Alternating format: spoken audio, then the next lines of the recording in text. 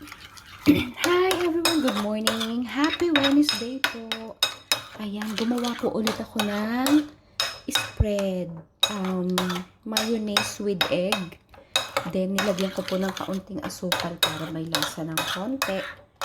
Ayan, at mag-juice po tayo. Nagkape na po ako kanina.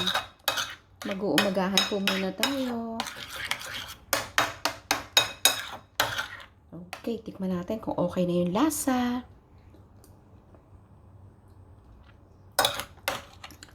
Ayan, pwede na. Ayan, yan po ang ating mayonnaise with egg spread. Then the pineapple juice and the bread. Ayan, may tinapay po ako dun sa loob. Balik kukunin natin maya-maya ng konti. So, thank you Lord so much for the wonderful morning. Always pray before we start everything. And thanking God for the life.